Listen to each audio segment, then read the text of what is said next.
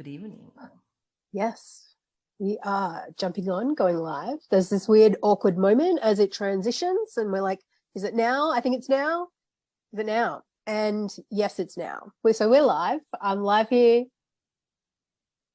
Next session of the, what do they call it? The Visionary Summit with Perri Chase. Perri is incredible teacher, mentor, as you said, student and facilitator of alchemy. This I think of it as how do we live the human infinite bridge? How do we be both, our human self, our woman, our man, plus our soul, our solar infinite nature, and how do we do that? Because it's a bit of a minefield sometimes, and I am so excited for this talk. Welcome, Perri. It's great to have you here. Thank you. Thanks for having me. Welcome, everyone. I'm going to try to see if I can. Am I spotlighting myself? Okay, great. And then I'm going to try and see if I can see the stream as well. So I'm not just looking at myself, and I can see who's here. Hi. All right, I'm going to do my best. All right. So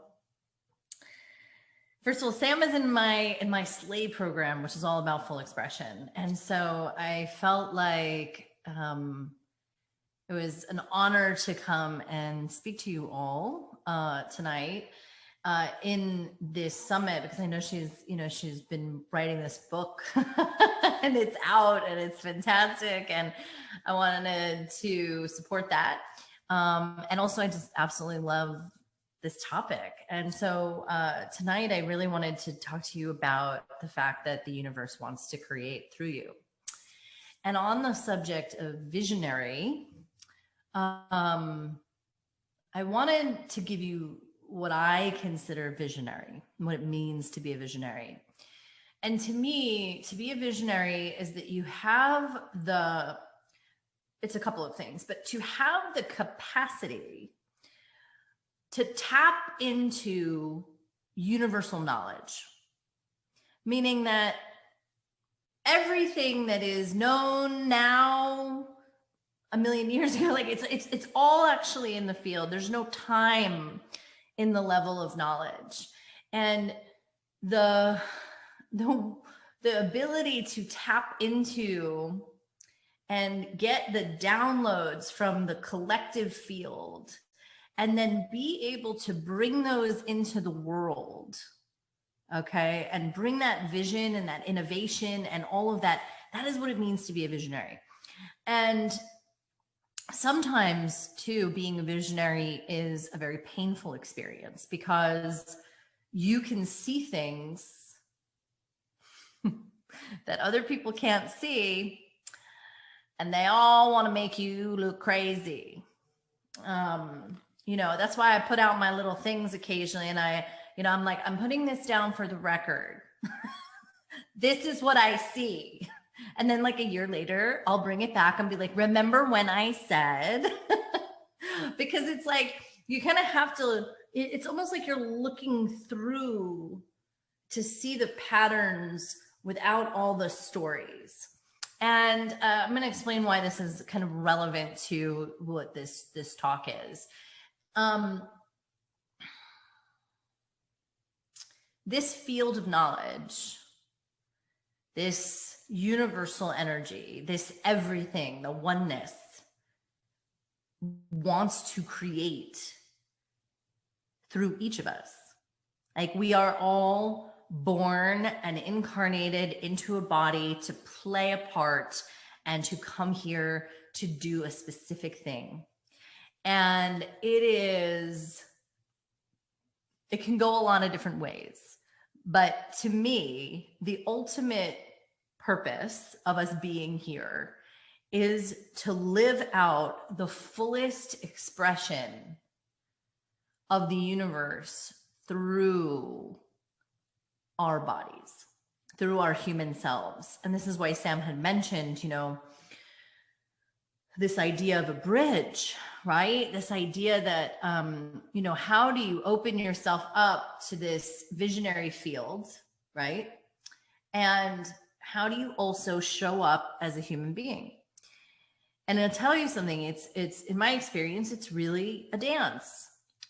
Because the way that I always teach this, and I'm just going to teach it at like a beginner level because I don't know who's watching this, but the way that I always like to describe this is that, we're born, and from the moment we are born, we are building programs in order to survive.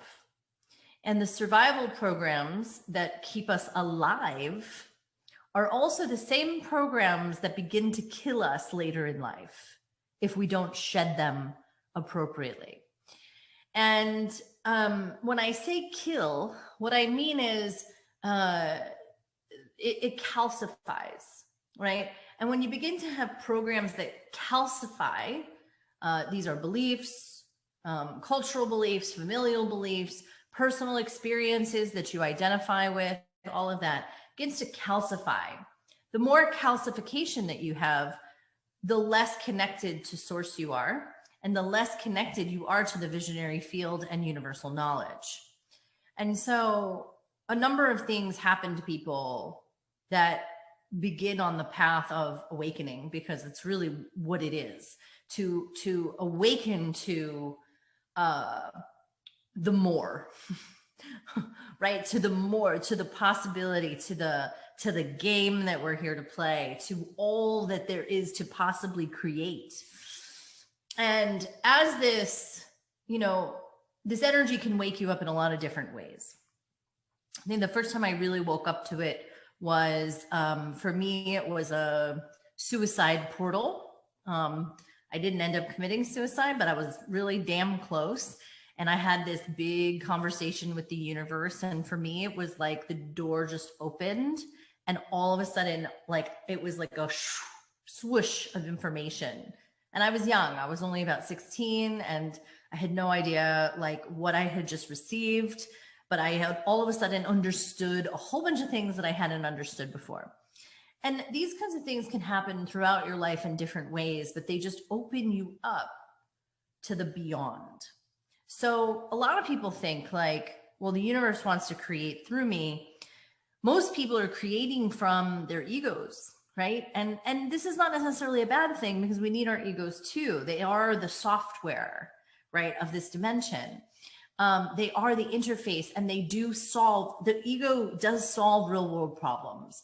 But the most innovative, the most creative, the most magical, like the greatest art, the greatest music, the greatest writing, all of this, if you notice, it really comes from beyond, right? It doesn't come from this realm.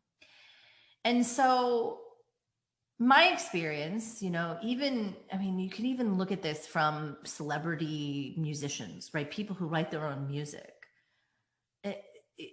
It's channeled, right? It's like they get into a place where they can open up and feel it, and then just bring it through, right? The voice, the skills of painting. You could have all the skills of painting in the world, and that doesn't mean that you're going to be able to do it. You're going to, you know what I'm saying? It has that thing that's beyond. And it is scary to allow the universe to create through us. It is terrifying, actually, because there's so much that has to fall away. So many ideas of ourselves, so many of our personal preferences, so many dreams and goals, right? Mental ideas of what we want to create. It ends up having, and if you've experienced this too, when you create from the mind, it's usually, excuse me, not smart to eat popcorn before you're about to go on to a talk. I did that with my kid. But it's like you lost my sentence. See, this is the thing. Like my mind is not here right now. I'm like, I don't know where the fuck I was just saying. Okay, so let me get back to it.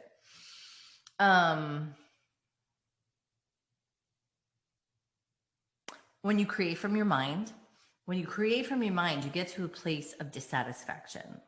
It's like the mind loves to solve problems. So we confuse creation with solving problems that the mind created in order to solve them, in order for it to feel important, in order for it to make more problems, in order for it to make more solutions, and on and on and on and on. Right? And this is what happens when you end up in a very like egoic world like we live in. And there is no mistaking real creation in the face of that. It feels like that. It feels like a breath of fresh air, right? Like it feels like you can feel it in your body. Like it doesn't feel dead. It feels like you are connected to everything. And it wakes up something in your being. But I will say that it's really, and I teach this in one of my business programs called Magic Led Business. And really this is my personal practice, is to serve energy. I serve this energy that I work with, and I listen to it, and I am constantly in relationship with it in terms of like what wants to be created. And the way that I relate to it is that it's like working with a frequency. So, and you can think of a frequency like sound or music, different notes, different melodies, different harmonies. You could think of it as different flavors like food. Like, is this frequency like chocolate, or is this frequency like popcorn, right? What does this feel like in my body? What does it taste like and smell like? And what's the temperature and all of that? And you can just like feel it. And then really creation is this act of bringing something through so that other people can feel it too. So that we are connected in the field of feeling together, right? And then in the connection of feeling in the field together, we remember. Like, think about it from music. Like, there's not one culture in the world that doesn't have music. Why is that? Why does everyone have music?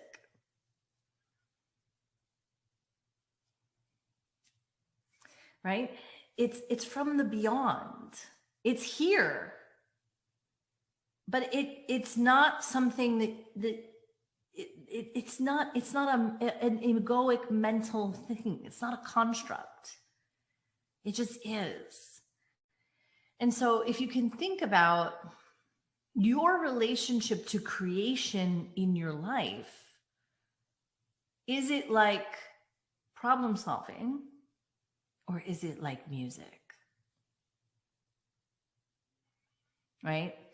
And so I think that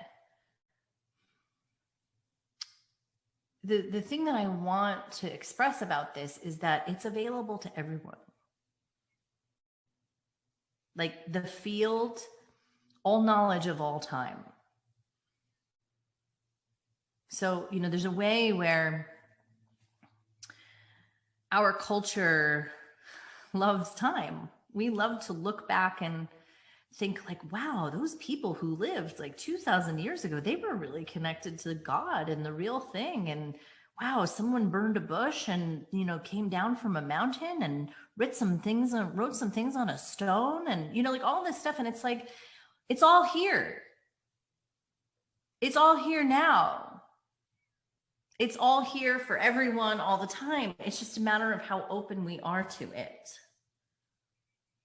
And so I think that it's like what I want anyone watching this to take away is that you can have it. And so then you have to ask the question, like, what's meant for me? Like, what am I, this unique being that I am here at this time on this planet? What is it that I am here to create? And a lot of times, people think this needs to be a really big thing. You know, like I've heard a lot of people get really, and I certainly was as well, but like people get really bogged down in purpose. What is your purpose? What is this big thing you're supposed to create in the world? What is your goal this year? Do you have your Lamborghini yet? You know what I mean? And like, that is not what I will call creation. I would rather ask you, what does the universe want you to be? I don't want you to think about it as doing. I want you to think about it as being. What if your creation ultimately is your unique walking embodiment? So that everywhere you go, you are like wearing creation. And then everywhere you go, everyone you speak to, everyone who encounters your embodiment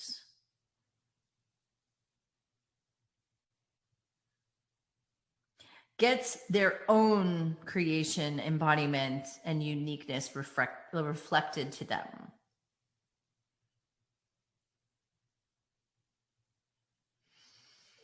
Right? And so what would it then take? And so part of this is getting out of our own way. You know, for the longest time, I could feel this energy that was with me, and it was so big. And I used to think, like, God, I have to create something so big. And it was backwards. It was totally backwards. And what I ultimately landed on was like, oh, I just have to actually be the fullest, most authentic version of me, the truest version of me, which means that my entire life is devoted to stripping away everything that is not me. And then I literally get paid to be me every day. Like, that is my job. It's a great job. Everyone can do it. I just want to tell you, it might look different for different people. Different people are here for different things.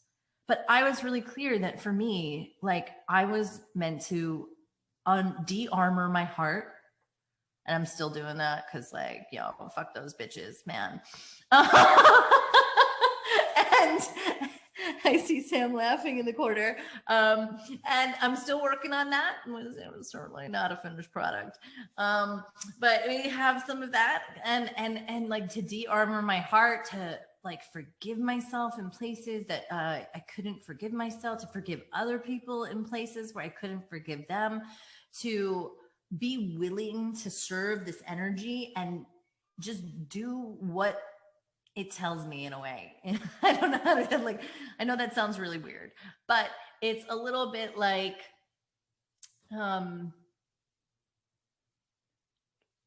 I live with the kind of trust that when I listen, when I follow it, when I follow the thing inside me that says, like, this is the direction, this is where to go, this is where we're moving to, this is where the energy is flowing, that it's totally for me. And it's never going to steer me wrong. And that it is going to just carve me into the being that is the expression of universal creation. And I think that's another piece to consider, is that, like, if you want to create, if you're really a visionary, like, can you allow yourself to be the marble, and the universe is the force that carves you? Can you allow that kind of trust and surrender? And can you also take it, like, because I'll tell you something, like the commitment to the body is enormous on this path of creation. And the thing I want to say about this is that if you don't have density, if you don't have gravity, if you are dissociated, you ain't creating shit. Like, you know, like I promise you, whether it's $5 or $5 billion, it doesn't matter. It's if you are not in your body, if you do not have a handle on matter, if you are up here in the ethers, you can have access to a lot of information. But if you want to create, you need to be able to bring that thing through, right? And so there is a commitment to being in the body. And the commitment to being in the body is a whole lineage of work, right? Which we have to just constantly, it's the taking care. It's the willing to feel the pain. It's the understanding how to work with our trauma. It's how to work with our unique DNA, right? It's how to keep showing up even when it hurts. Because like there's a way where being human hurts. I haven't figured out a way to be human and not hurt. And then part of me is like, well, you know, the hurts that we experience are the things that like keep breaking our heart open. And that breaks our heart open, if we can stay open and not close, then those are the places that the universe can speak through us. And like, in a way, I would say that, like, I mean, think about some of the things that we love the most. You know, we love those breakup songs, you know, like we love like different kinds of artwork, you know, like we like things that have color and tonality and dissonance and resonance and all of this stuff. And they're just different notes, right? So it's like every experience that we go through creates like a different layer of uniqueness that creates a very specific universal music through us personally. It's gorgeous. And yet our egos are desperate to be like everyone else. Our egos want to compare us and then mimic. Our egos want to survive through similarity. It takes bravery to be unique. And you will be demonized. You know, some of the people like, what was it? What, Galileo? Was it? I forget. There were a whole bunch of them, but you know, I think it was Galileo. I don't know. I could be wrong, so I'm not gonna do fact checking right now. But it was somebody, you know, there's like people who we think of like, oh yeah, he discovered that, or he was the one who said that the sun was the center of the universe, and they were like, you misinformation, disinformation, we've fact checked you and you're a heretic and you're going to stay in your house under house arrest. You have been deplatformed from the town square, mister. And then later on, he happened to be right. He didn't live to know that.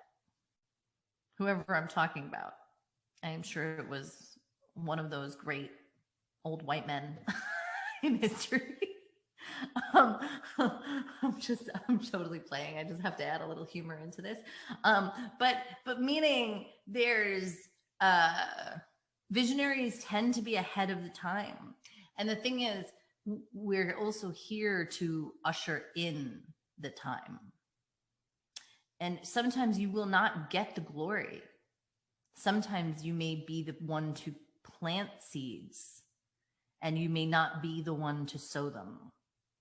You may not be the one to reap the the harvest, right? And so a lot of times, and this is another reason why you will find, and I'll tell this in a different way, but you will find the same information comes through many different people at the same time. How about that? What do you think that is? Like, I worked in tech in Silicon Valley for a short stint because I thought that I needed to sit at a big table. And so I was like, I can see things. I want to be at a big table with some big swinging tech dicks. That was how I thought I was gonna, do my thing. and so anyway, I did tech, and I was like, this is terrible, basically. But one of the things that was very interesting to me was that innovation, like real innovation, like things that were really new, you'd see them pop up in places at the same time with people who had absolutely nothing to do with one another. And I'm very clear that that's for a reason. And the reason is, if you've watched the show Travelers, and I don't know, but it seems like a crew that might watch Travelers. On the show Travelers, the people from the future come back and they basically take over the consciousnesses of people who are about to die, and they kind of create like a little team that can fix some things in the past in order for the future to be okay. And lo and behold, they would always have multiple teams. Why would they have multiple teams? Well, because sometimes the team might fail. And sometimes they need a backup team to try and get the mission done. And so in a way, if you think about it, I mean, how do we know we're not just little pawns in like this big universal game? Wait. Okay, okay, got it. How do we know we're not just pawns in this big universal game? And we are, just here bringing forward what wants to be created, and this is what it is, right? And you can decide that you're going to play the game, or you can make up your own game within the game and play your game, right? So it's like, in a way, everything that we create is like a sandcastle, because it's the impermanence of everything really makes it so that it's like, can you put everything that you have into creating something that eventually won't exist? And there's something about the egoic obsession, right? This is our humanness, right? Like our human obsession with permanence. We want to be legendary. We want to live forever, right? We want our creation. We want a permanent sandcastle made out of stone that's never going to be taken down with our fucking name on it. I mean, people put their names on buildings and weird shit museums when they die. Like, I mean, people really don't want to let go, right? Of the identity, of the significance, of the memory and all of this stuff. And yet, what if you put everything you had into creation, which might just be living your life in the fullest possible way? It could be as simple as that you wake up every day and say, I am really going to live my life today. And that you could do that without worrying about whether or not anyone would remember you, or there would be anything left behind, or that you might have to save something, like that you could just be spent. I remember last summer we were at the beach and I made this beautiful shell heart with my daughter. And I spent it was a heart made out of like seashells. So we went and we hunted for all the seashells and we found all the perfect seashells. And when we came together and we like made the heart and we put all the little seashells in their perfect little places, and we probably spent like an hour doing this. And we were so present, like we were so present, and we were just making this thing, and it was so beautiful. And really what was created in making the thing was our connection, right? It was that we made it together, and we remember now that we made this together. And it wasn't something we could keep. It's not something we can take home. It's something that we put all of this effort into, and yet it'll be washed away. And a lot of people live their lives by saying, well, it's going to get washed away. What's the point? What's the point? Why bother? Why bother creating something so vulnerable, so tender? But what if allowing that creation, that desire, that impulse to move through you is what opened you up and led you to all of these other incredible, amazing experiences and things and connection that you never would have had if you hadn't been willing to do something full out, knowing that you could lose it. Someone said to me once,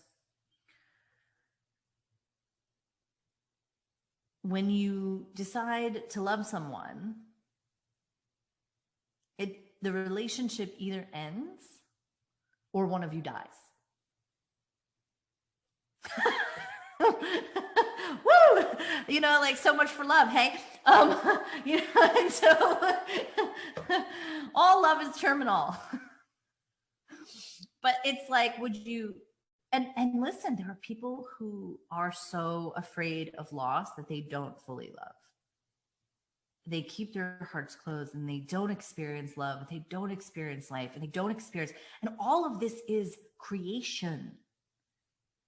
I want to take away the idea that creation has to look like this huge, enormous project or mission or purpose, or, you know, it is really, this creation is love and truth and the universe that moves through you. And the question is that, are you willing? Are you willing?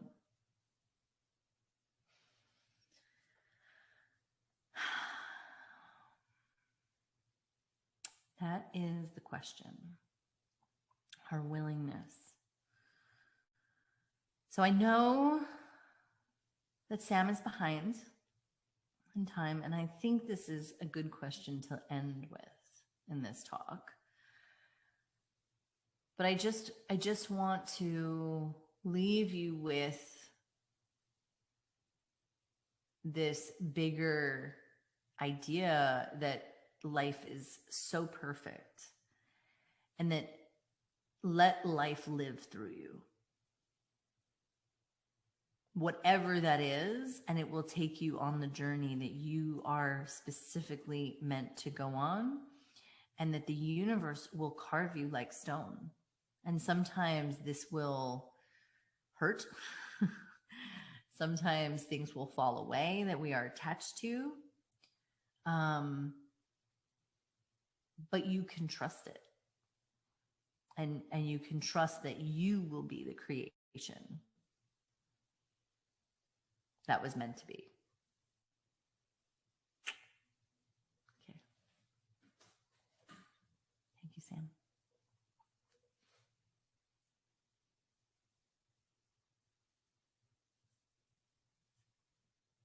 Wow, just still, feeling all of that. Such a pleasure to have you joining in and sharing, moving all that energy through into this space. Such a gift. And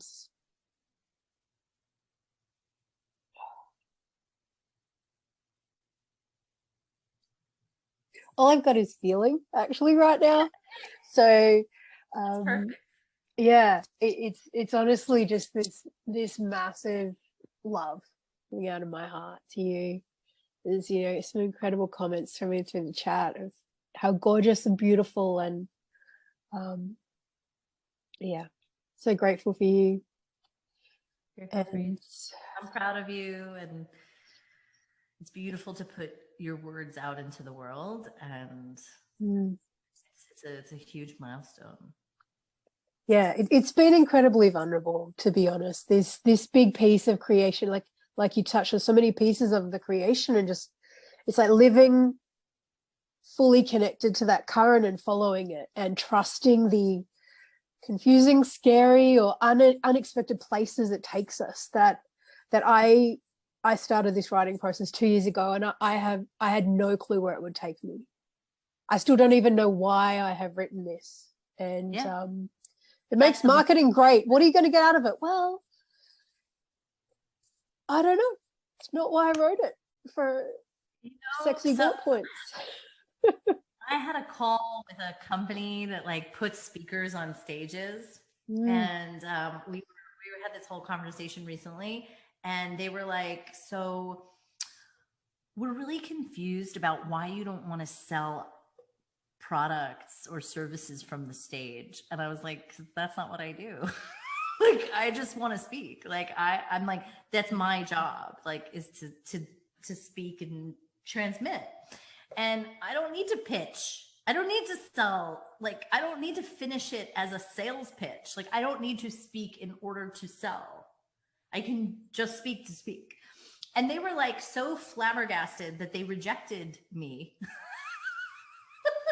They called me to sell me, and then they rejected me from their program because I didn't want to sell. They thought it was too weird.